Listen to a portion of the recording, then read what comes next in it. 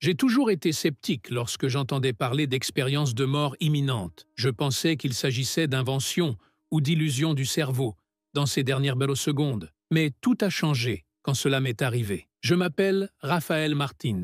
J'ai servi comme soldat dans 2 missions qui ont marqué ma vie à jamais. J'ai vu des choses que personne ne devrait voir, mais rien, absolument rien, n'aurait pu me préparer à ce que j'ai vécu le 12 mars 2023. Ce matin-là, dans le nord de la Syrie, le soleil était toujours le même, fort et oppressant. Mais le silence, ce silence avait quelque chose de différent. Je dirigeais une petite équipe de 6 hommes en mission de patrouille. Nous avons reçu l'ordre d'enquêter sur un village soupçonné d'émettre des signaux électroniques inhabituels. Cela ressemblait à n'importe quelle autre mission, mais quelque chose en moi criait que quelque chose n'allait pas. Je n'ai pas vu d'enfants jouer comme avant. Aucun chien n'a aboyé. Même le vent n'a pas bougé. C'était comme si la terre elle-même attendait que quelque chose de terrible se produise. J'ai donné l'ordre. Tout le monde, faites attention. Ce n'est pas normal. Nous continuons en formation individuelle.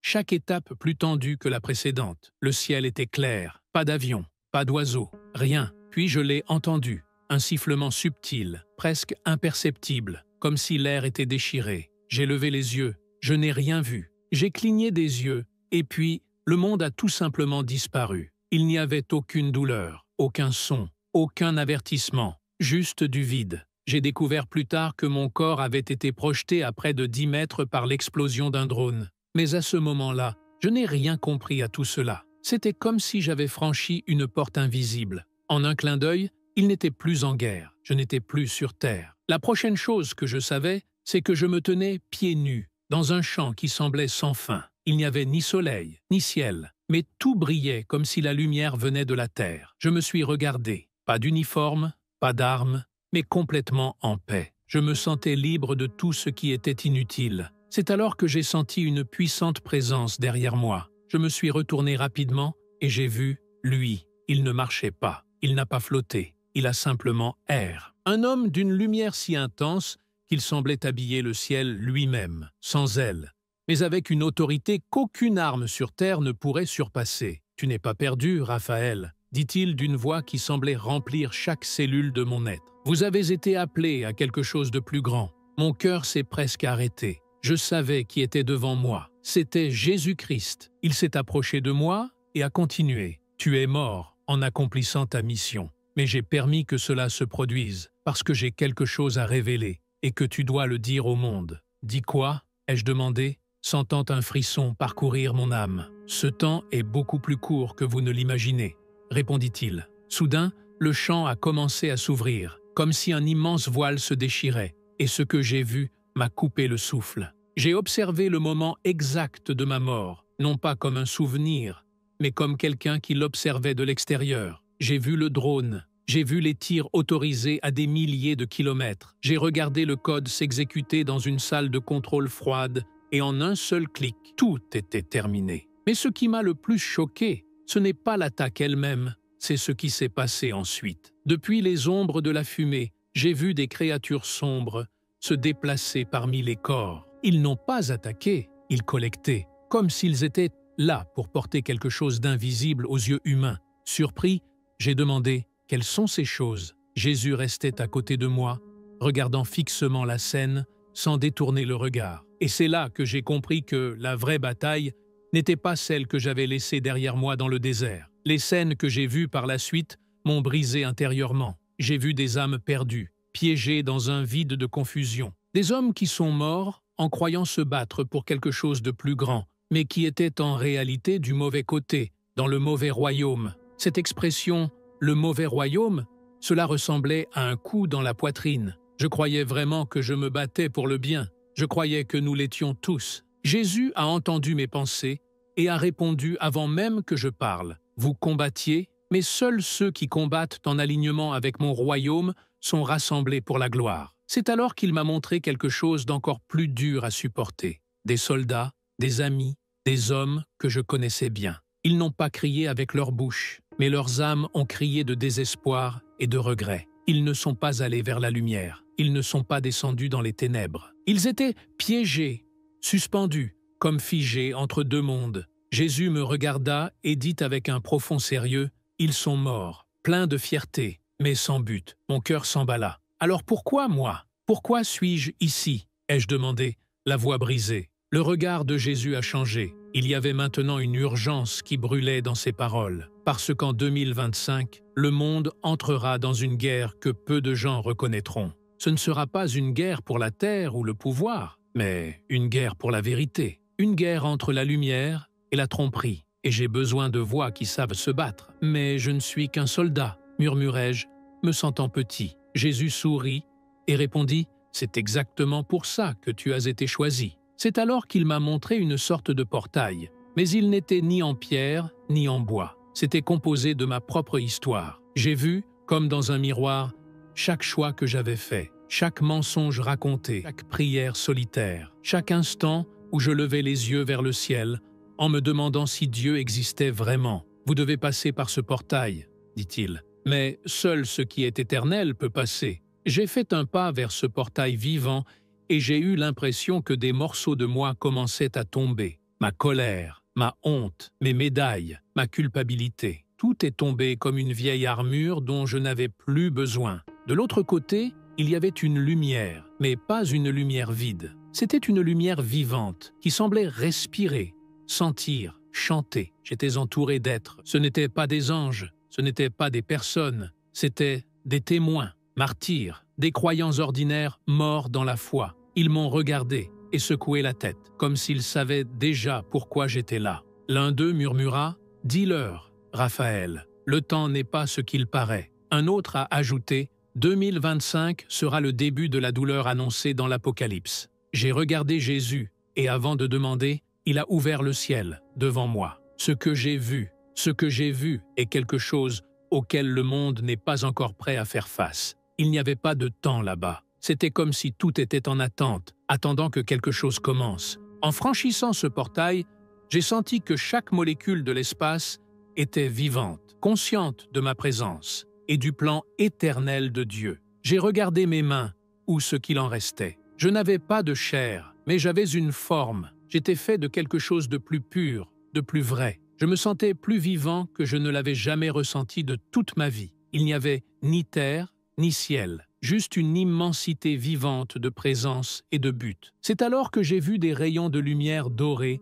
traverser le vide, comme des étoiles filantes, chacun palpitant avec des émotions différentes. Joie, lamentation, intercession. Quelles sont ces lumières? Ai-je demandé silencieusement. Jésus réapparut à côté de moi et répondit « Ce sont les prières des saints. Chacune résonne encore, certaines depuis des générations. » Soudain, de l'horizon, une structure semblable à un temple est apparue, mais beaucoup plus ancienne. Ses murs brillaient d'une lumière constamment en mouvement, comme si le sens même de l'existence les traversait. J'ai senti quelque chose m'attirer vers cet endroit. Ce n'était pas la force, c'était l'appartenance. « Vous êtes entre la révélation et la libération, » a dit Jésus. Maintenant, vous verrez quelque chose que peu de gens ont été autorisés à voir, le livre des décisions. Il s'éloigna et un guerrier céleste s'approcha. Le sol bougeait sous mes pieds. J'étais dans un champ blanc, incolore, informe, mais chaque pas que je faisais créait des vagues, comme si je marchais sur une méduse. L'être qui m'est apparu n'était pas fait de chair, ni de feu, mais d'autorité pure, immense, imposant, avec des yeux comme du bronze fondu et des robes scintillantes d'étoiles. Il ne parlait pas avec sa bouche, mais sa présence criait en moi « Vous n'êtes pas ici en spectateur. Vous êtes ici parce que 2025 a franchi le seuil fixé. » Je ne comprenais pas tout, mais chaque partie de mon être était attentive, écoutant chaque mot. « La terre est en mouvement », a-t-il poursuivi. Le guerrier céleste me regarda profondément et déclara « La terre est déplacée, non pas par la force politique ou militaire, mais par alignement. » Derrière lui, quelque chose commença à apparaître, une épée, flottant dans les airs, comme ancrée dans la structure même du temps. Des éclairs d'énergie dansaient le long de sa lame, vibrant comme s'ils étaient vivants. « C'est l'épée de séparation, » dit l'ange. Et bientôt, elle commencera à partager. Confus, j'ai demandé « Partager quoi ?» Il répondit fermement « Ceux qui ne parlent que de la vérité, ceux qui la vivent, ceux qui suivent le Christ, ceux qui suivent la foule. » Il m'a ensuite fait signe d'avancer vers la structure qui brillait maintenant encore plus fort. Entrez, le livre des décisions vous attend. Chaque étape semblait porter le poids des générations qui m'ont précédé. Au fur et à mesure que je me rapprochais, l'atmosphère changeait. Ce n'était ni chaud, ni froid. C'était une pression spirituelle, presque physique, qui me serrait la poitrine. Mon cœur battait avec une force que je n'avais jamais ressentie auparavant. Ce n'était pas la peur, ce n'était pas de l'admiration. C'était un but, un objectif qui brûlait dans chaque fibre de mon être. À l'entrée du temple, un autre ange m'attendait. Contrairement au premier, il avait l'air presque humain, mais ses yeux brûlaient comme un feu vivant. Ce n'était pas un incendie symbolique, c'était un feu qui semblait pénétrer l'âme. « Raphaël Martins !»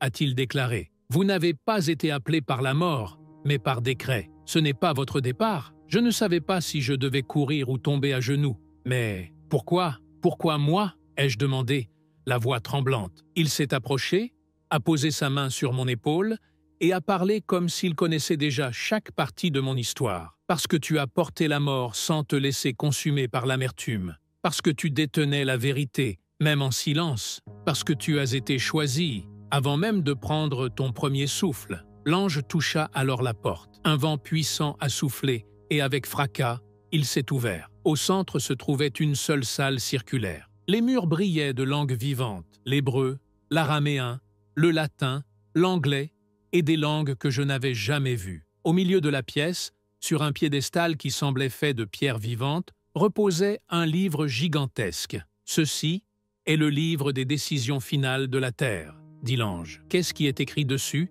j'ai demandé. Il m'a conduit au centre et le livre s'est ouvert tout seul. Ce que j'ai vu m'a coupé le souffle. Il n'y avait ni encre, ni papier ordinaire. Chaque page bougeait comme du verre liquide, les mots apparaissant et disparaissant en parfaite harmonie, comme si le livre lui-même était vivant. Sans que je m'en rende compte, Jésus était de nouveau à mes côtés. Chaque génération écrit son chapitre, a-t-il déclaré. J'ai tourné la page. En haut, il était écrit « 2025 ». Ce que j'ai vu ensuite m'a surpris. Je m'attendais à voir des présidents, des rois, des gouvernements, mais ce que j'ai vu, ce sont de petites actions. Une mère priant à l'aube, un jeune homme qui élimine une dépendance cachée au téléphone portable. Une adolescente partage son déjeuner avec un sans-abri. Chaque acte simple brillait sur la page comme un feu pur. Ce sont les décisions qui façonnent l'avenir, a expliqué Jésus. La vraie guerre de 2025 ne commencera pas dans les palais,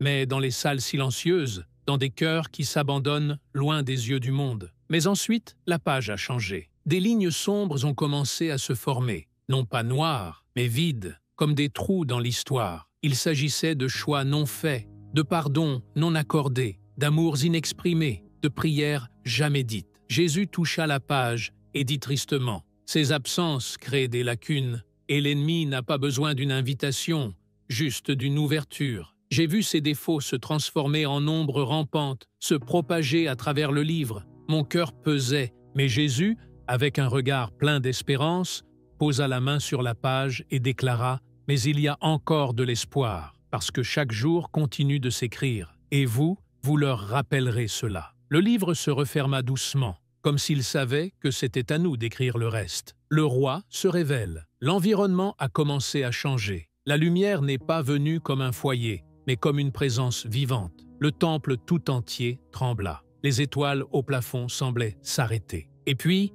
il est apparu. Pas le doux Jésus des peintures, ni le corps blessé de la croix. Ce que j'ai vu, c'était le roi glorifié. Au moment où il est entré, tout mon corps s'est prosterné sur le sol, sans que je puisse résister. Ce n'était pas la peur, c'était du respect. Tout en moi savait, c'était lui. Et devant lui, aucune explication n'est nécessaire. Votre autorité n'a pas besoin d'être prouvée. Elle a simplement, ses vêtements bougeaient, comme des vagues vivantes. Son visage était comme la lumière de 1000 soleils, intense, impossible à affronter. Et en même temps, je pouvais le voir tout entier. Mais ce qui m'a le plus frappé, ce sont ses yeux. Ils ne se sont pas contentés de regarder. Ils m'ont lu. Chaque pensée, chaque intention, chaque partie cachée en moi que même moi n'avais pas le courage d'affronter. Puis il dit avec une douce autorité « Lève-toi, Raphaël. Maintenant, tu es réellement debout. » J'ai essayé de me lever, mais mes jambes me soutenaient à peine. Mon esprit semblait fondre devant lui. Pourtant,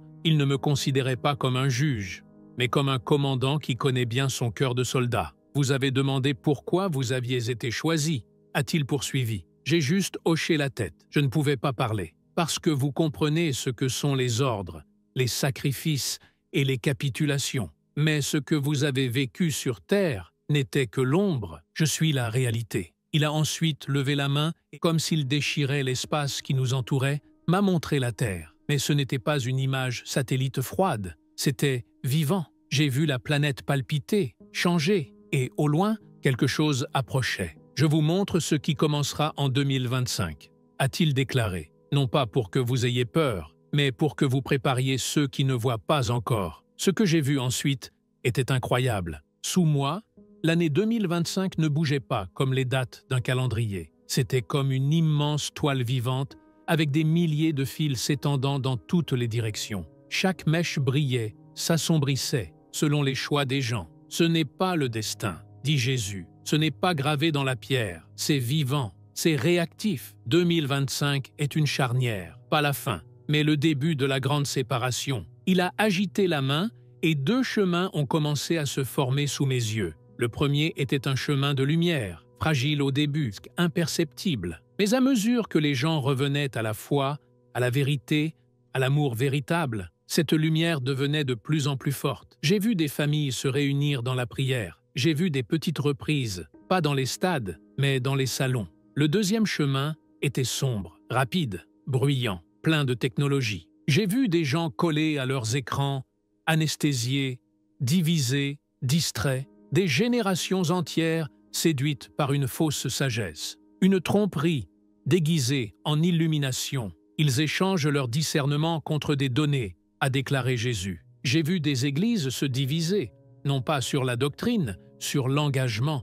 J'ai vu les influenceurs devenir des prophètes de confusion. J'ai vu la vérité être qualifiée de haine et le mensonge devenir viral. Au milieu de tout cela, j'ai vu des gens comme vous et moi, debout à la frontière entre les 2 chemins. Votre génération décidera quel fil sera renforcé, a-t-il déclaré. La guerre ne viendra pas, elle a déjà commencé. Jésus m'a regardé avec un sérieux qui m'a fait s'effondrer. Dites-leur qu'en 2025, la vérité coûtera plus cher, mais le silence coûtera l'âme. Je suis tombé à genoux et j'ai pleuré, parce que ce qui allait arriver n'était pas seulement une crise. C'était un compte à rendre, le tremblement des nations. J'ai toujours cru que la puissance militaire, la richesse et le leadership étaient les fondements du soutien des nations. Mais à cet endroit, Jésus m'a montré les véritables fondements, et avec quelle facilité ils seraient ébranlés. Il désigna à nouveau la terre. J'ai vu des drapeaux, des centaines, s'élever comme de la fumée sur les continents, des pays connus,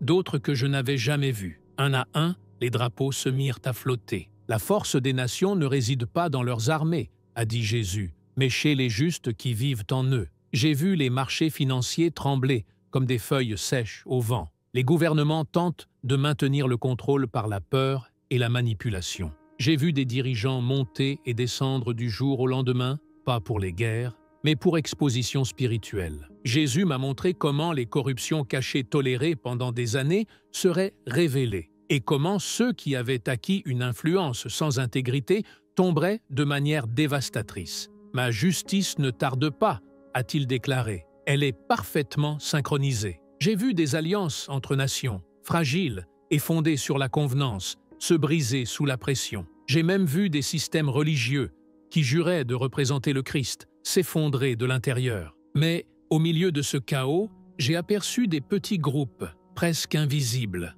Les gens se rassemblaient dans les maisons, dans les grottes, dans les granges. Soudain, j'ai entendu un bruit venant de ces petits rassemblements cachés. Ce n'était pas seulement un chant ou une prière, c'était un rugissement. Un cri si puissant qu'il ressemblait à une vague invisible, balayant les structures bâties sur l'orgueil et la vanité. Ce sont mes vrais enfants, a dit Jésus. Ils n'ont pas de scène, pas de microphone, mais ils portent mon feu. Il se tourna vers moi avec une urgence encore plus forte. Dites-leur de ne pas faire confiance à ce qui peut être ébranlé. Dites-leur de construire ce qui ne bougera jamais. Car en 2025, tout ce qui est faux sera prouvé. Et seuls ceux qui sont enracinés resteront debout. Après m'avoir montré la chute des fausses forces, Jésus m'a révélé quelque chose d'encore plus profond. Un groupe que je n'avais pas encore remarqués. Ils étaient dispersés. Ils n'étaient pas connus. Ce n'étaient pas des célébrités. Mais ils brillaient d'une flamme vivante. Ceux-ci, dit-il, sont mes soldats cachés. Ils n'étaient pas des pasteurs de grandes églises,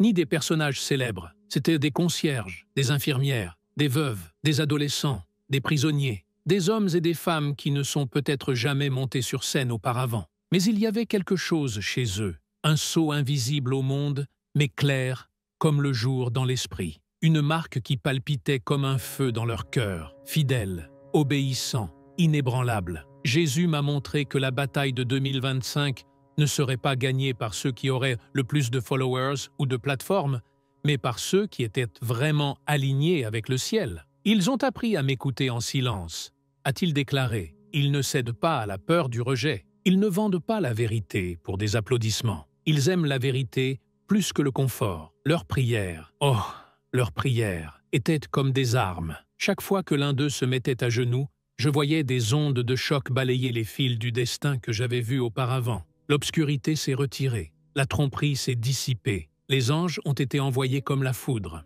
L'ennemi ne peut pas vous suivre, a révélé Jésus, parce qu'ils n'agissent pas par ambition, mais par objectif. Puis il m'a regardé directement. Tu étais autrefois l'un d'entre eux, et je vous rappelle pour rappeler aux autres qui ils sont. Il a posé sa main sur ma poitrine, et j'ai senti ce sceau brûler en moi. À ce moment-là, j'ai compris. Je n'étais pas qu'un soldat, j'étais un messager. Et quand je me suis réveillé de cette vision, cette marque était toujours brûlante. Ce que Jésus m'a montré ensuite m'a brisé encore plus le cœur. Ce n'étaient pas des gouvernements, ce n'étaient pas des nations. Erre l'Église, pas un bâtiment, pas un signe confessionnel, mais le corps vivant des gens qui prétendent le suivre. Il la regarda, pas en colère, mais avec une profonde douleur. Ils se sont divisés, dit Jésus, pas par doctrine, mais par fierté. Je l'ai vu clairement. Réunions dans les cathédrales, sous les tentes, dans les cafés. Mais en regardant de plus près, j'ai remarqué une ligne invisible traversant chaque rencontre. C'était un échec spirituel. Cette ligne ne se séparait pas selon le style de musique ou la manière dont le pasteur prêchait. Elle a partagé le intentionnel du superficiel. D'un côté, il y avait ceux qui se rassemblaient pour exalter Jésus. De l'autre, ceux qui se sont rassemblés pour s'exalter. Ils prononcent mon nom, dit Jésus, mais beaucoup ne me connaissent pas. Il a agité la main et j'ai vu des leaders charismatiques prêcher de beaux messages motivants, pleins de charisme. Le peuple a applaudi. Les offres sont arrivées. Mais le ciel est resté silencieux. Ces mots n'ont aucun poids, dit-il, parce qu'ils ne portent pas ma douleur. Mais ensuite, j'ai vu un autre groupe, simple, humble, souvent caché, dans les sous-sols, sous les arbres, en petits cercles.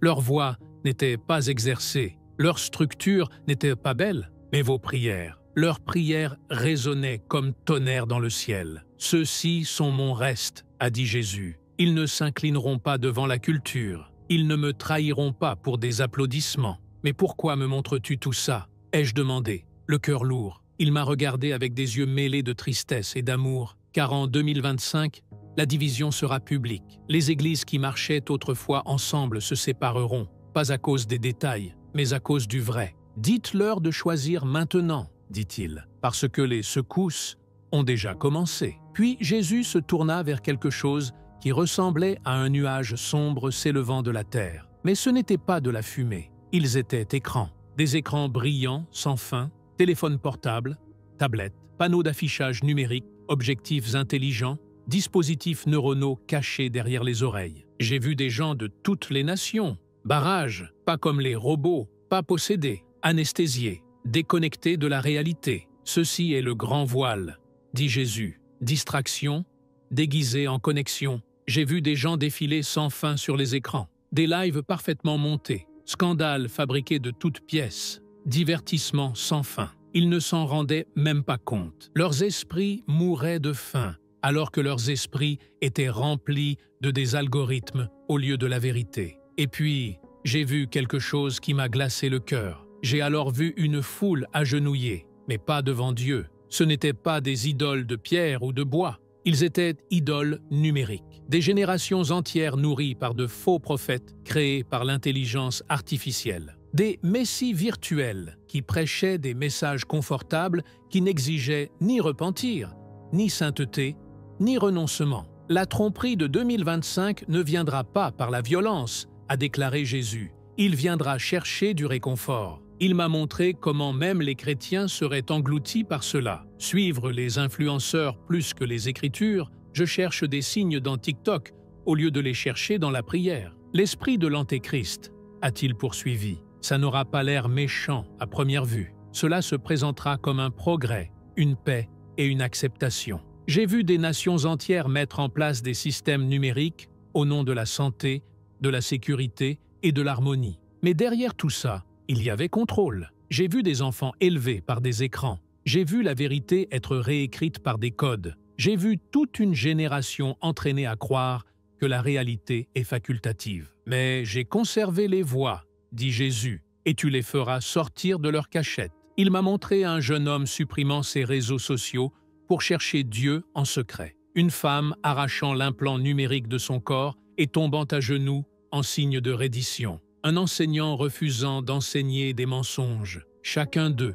a brisé le voile dans votre petit cercle d'influence. Un par un, murmura-t-il, ils vont rompre le charme s'ils sont avertis à temps. Jésus se tourna alors vers moi avec un regard plein de mission et me dit « Alerte-les, Raphaël. Après tout ce qu'il m'a montré, les nations, l'Église, la tromperie, une question me brûlait. Monsieur, comment une seule personne peut-elle faire une différence dans tout cela ?» Jésus n'a pas répondu immédiatement. Il a juste tendu la main et une petite flamme est apparue, presque invisible. « Ceci, dit-il, c'est l'obéissance. » J'ai vu cette petite flamme tomber dans l'obscurité totale. Et au même instant, l'obscurité rejetée. Elle n'a pas illuminé le monde entier, cela n'a pas rempli les stades, mais cela a créé un cercle de lumière, une brèche dans l'obscurité. Maintenant, regardez, dit-il. Une seconde flamme apparut, un autre et un autre. Bientôt, les flammes commencèrent à se toucher, et les ténèbres, qui semblaient infinies,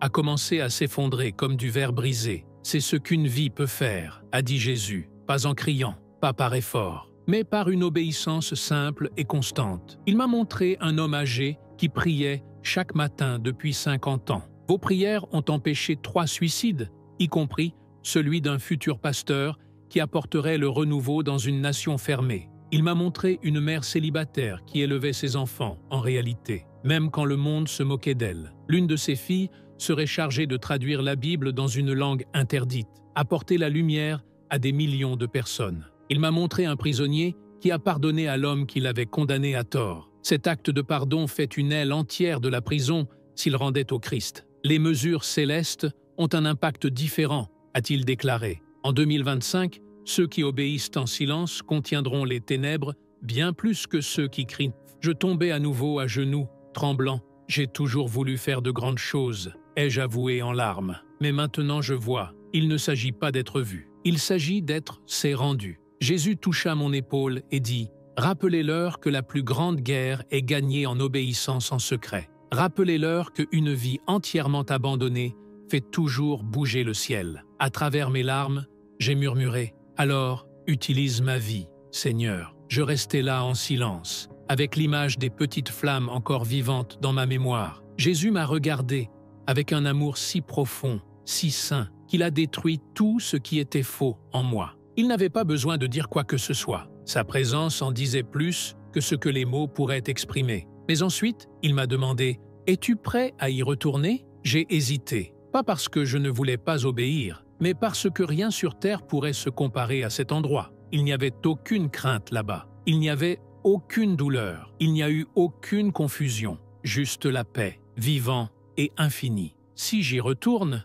est-ce qu'ils m'écouteront ? Ai-je demandé. Il s'est approché. Son visage était toujours calme, mais ses yeux brûlaient de détermination. « Certains vous ignoreront, » répondit-il. « Certains se moqueront de vous, d'autres vous accuseront de mentir. » Il fit une pause. « Mais ceux qui sont à moi, ils écouteront. » Jésus a alors tendu la main et a placé quelque chose sur ma poitrine. Quelque chose que je n'ai pas vu, mais feutre avec tout mon être. La marque sur ma poitrine n'était pas seulement une sensation. C'était un appel en direct, brûlant comme un feu en moi. « Vous parlerez avec le feu dans vos os », a déclaré Jésus. Ne pas rechercher la gloire, pas pour augmenter les followers, mais pour alerter les élus et réveiller les dormeurs. J'ai pris courage et posé une dernière question. Et si j'oublie? Et si tout cela était effacé de ma mémoire? Jésus sourit. Mais ce n'était pas n'importe quel sourire. C'était le sourire, l'assurance du roi qui connaît déjà la fin de l'histoire. « Vous n'oublierez pas, répondit-il, parce que le feu que j'ai mis en toi, ce n'était pas fait pour la mémoire, a été fait pour mission. »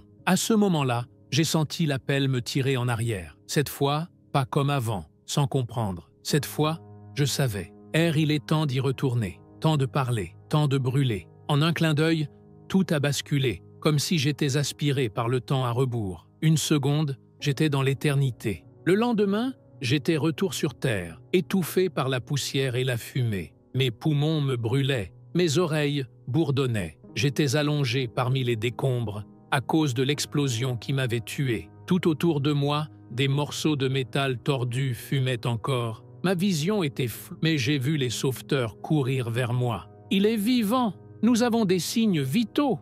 ont-ils crié. J'ai essayé de parler, mais les mots ne venaient pas. Ce n'est pas la douleur physique qui m'a paralysé, mais le poids de mission que je venais de porter du ciel sur terre. Quand j'ai réussi à tourner la tête, j'ai regardé le visage du sauveteur le plus proche. Presque sans voix, j'ai murmuré « Je l'ai vu ». Le sauveteur m'a regardé confus, mais quelque chose dans son regard changea. Il hocha la tête, comme si au fond je savais qu'est-ce que je disais. Alors qu'il me transportait jusqu'à l'hélicoptère, j'ai levé les yeux vers le ciel et j'ai promis « Je vais te le dire, Jésus, je dirai tous ». Et à ce moment-là, j'ai su. Ma vie jamais plus ce serait pareil. Si vous écoutez ce reportage maintenant, ce n'est pas par hasard. Mon nom est Raphaël Martins. J'étais un soldat formé pour combattre dans les guerres de la terre. Mais quand je suis mort dans cette attaque, j'ai vu quelque chose à quoi aucun entraînement ne pouvait me préparer. J'ai vu Jésus-Christ, je me tenais devant lui, et il m'a montré le guerre invisible. Cela arrive déjà à notre monde, surtout dans 2025. Il m'a envoyé pour alerter l'Église. Alors, le voici l'alerte. Ce qui nous attend, ce n'est pas juste une autre phase.